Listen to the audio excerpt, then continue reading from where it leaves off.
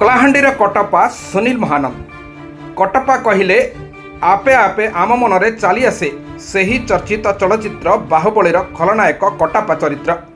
ହେଲେ ଆଜି ଆମେ ଏଠି ଆଉ ଜଣେ କଟପା କଥା ଦେଖିବା, ଯିଏ ଏବେ ସୋସିଆଲ ମିଡ଼ିଆ ଠାରୁ ଆରମ୍ଭ କରି ସାରା ଦେଶରେ ଚର୍ଚ୍ଚାରେ ଅଛନ୍ତି। ସେ ହେଉଛନ୍ତି ଓଡ଼ିଶା କଳାହାଣ୍ଡିର ସୁନୀଲ ମହାନନ୍ଦ।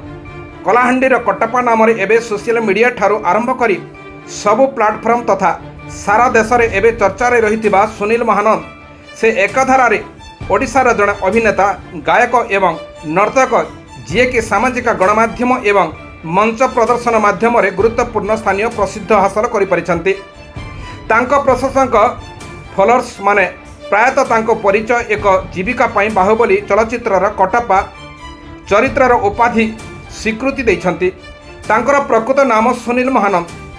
ସେ ବାହୁବଳୀ ଚଳଚ୍ଚିତ୍ରର ଲୋକପ୍ରିୟ ଚରିତ୍ର କଟପା ନାମ ଗ୍ରହଣ କରିଥିଲେ ଏବଂ ଏହି ଭୂମିକା ତାକୁ ରୋଜିରୋଟି ପ୍ରଦାନ କରିଥିଲା ବୋଲି ସ୍ୱୀକାର କରିଥିଲେ।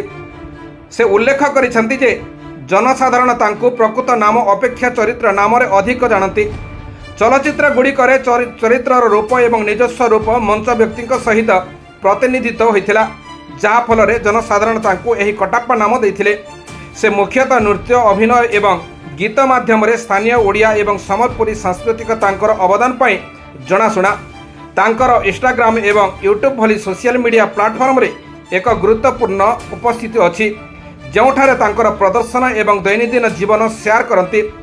ପ୍ରାରମ୍ଭିକ ଜୀବନରେ ସେ ଚ୍ୟାଲେଞ୍ଜର ସମ୍ମୁଖୀନ ହୋଇଥିଲେ।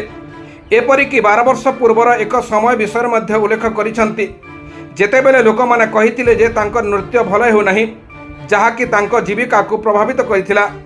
ସେ ସ୍କୁଲରେ ପଢ଼ୁଥିବା ସମୟରେ ମଧ୍ୟ ନୃତ୍ୟ ପ୍ରତି ଗଭୀର ଆଗ୍ରହ ପ୍ରକାଶ କରିଥିଲେ। ତାଙ୍କର ଜଣେ ଭାଇ ଅଛନ୍ତି, ଯିଏକି ସରକାରୀ ଚାକିରି କରନ୍ତି ଏବଂ ତାଙ୍କର ପରିବାର କଳା ଏବଂ ମନୋରଞ୍ଜନ କ୍ଷେତ୍ରରେ ତାଙ୍କୁ ପଥକୁ ସମର୍ଥନ କରିଛନ୍ତି। ସୁନୀଲ ପ୍ରାୟତଃ ସ୍ଥାନୀୟ ସଂସ୍କୃତି, ଇତିହାସ ଏବଂ ଭାଷା ସଂରକ୍ଷଣ ଗୁରୁତ୍ୱ ଉପରେ ଗୁରୁତ୍ୱ ଦିଅନ୍ତି। ପ୍ରାୟତଃ ଜୟ ମା ମାଣିକେଶ୍ୱରୀ, ଜୟ କଳାହାଣ୍ଡି ଭଳି ଶବ୍ଦ ସହିତ ତାଙ୍କର ସଳାପ ଶେଷ କରନ୍ତି। ସାମାଜିକ ଗଣମାଧ୍ୟମ ଏବଂ ସାର୍ବଜନୀନ କାର୍ଯ୍ୟକ୍ରମ ମାଧ୍ୟମରେ ତାଙ୍କର ଖ୍ୟାତି ଯଥେଷ୍ଟ ବୃଦ୍ଧି ପାଇଛି। ବିଶେଷ କରି କୋଭିଡ-19 ମହାମାରୀ ପରେ ଯେତେବେଳେ ଅନଲାଇନ୍ ବିଷୟବସ୍ତୁ ବ୍ୟବହାର ବୃଦ୍ଧି ପାଇଲା, ସେ ଏବେ ବିଭିନ୍ନ ସ୍ଥାନୀୟ ଅଞ୍ଚଳ, ଉତ୍ସବ ଏବଂ କାର୍ଯ୍ୟକ୍ରମ ଏକ ଚିହ୍ନିତ ମୁହଁ। State crime bureau chief Umashankar ମିଶ୍ରଙ୍କ ରିପୋର୍ଟ, ନିର୍ମଳ ଟିଭି।